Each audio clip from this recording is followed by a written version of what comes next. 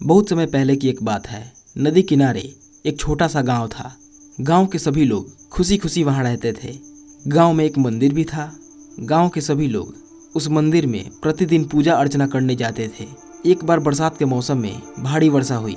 नदियों में बाढ़ आ गई तथा बाढ़ का पानी गांव में प्रवेश करने लगा।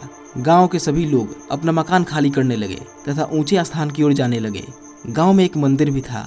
उस मंदिर में एक पुजारी रहता था। पानी अब मंदिर में भी घुसने लगा था। एक आदमी दौड़ते हुए मंदिर के पुजारी के पास पहुंचा और कहा कि बाढ़ का पानी हमारे घरों में घुस गया है। पानी अब कुछ ही समय में मंदिर में भी घुस जाएगा। आप जल्दी से गांव छोड़कर किसी ऊंचे स्थान पर चलिए। सभी लोग गांव छोड़ चुके हैं, आप भी हमारे साथ चलिए। पुजारी ने आदमी से कहा, मैं तुम लोगों जैसा नास्तिक नहीं हूँ। मुझे भगवान पर पूरा भरोसा है, वो मुझे बचाने जरूर आएंगे।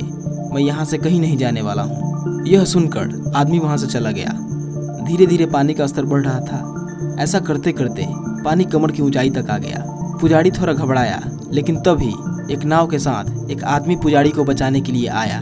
उसने पुजारी से कहा कि मुझे गांव वालों ने बताया कि आप अब भी मंदिर में ही हैं, इसलिए मैं आपको बचाने आया हूँ। कृपया आप नाव में बैठ जाइए। पुजारी ने फिर से वही बात कही कि भगवान मुझे बचाने आएंगे, तुम जा सकते हो, और नाव में बैठने से मना कर दिया।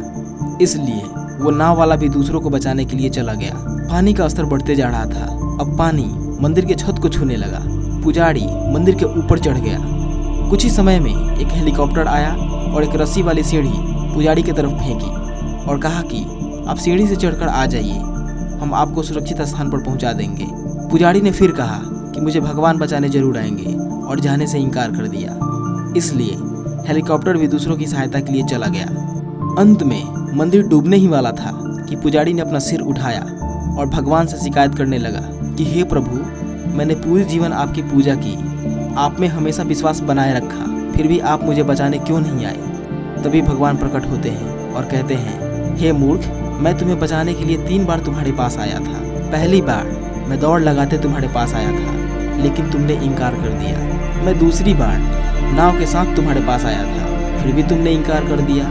अंत में तीसरी बार हेलीकॉप्टर भेजकर तुम्हारी सहायता करनी चाहिए, फिर भी तुमने तीसरी बार भी मुझे नहीं पहचाना। अब इसमें मेरी क्या गलती है जब तुम्ही ने मुझे पहचानने से इनकार कर दिया। पुजारी को अपनी गलती का एहसास हो गया। वो भगवान से क्षमा मांगने लगा और अपनी जान बचाने के लिए एक और मौके को मांगा। भगवान ने स्वीकार कर लिया। इस प्रकार उस पुजारी ने अपनी जान बचाई। आप अपने जीवन में देखिए, भगवान आपको अप्रत्यक्ष रूप से कई मौके देते हैं।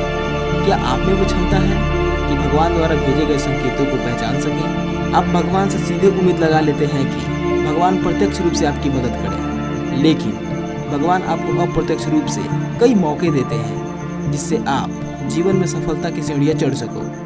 यदि आप में उन संकेतों को पहचानने की क्षमता है तो आप जीवन में जरूर सफल होंगे।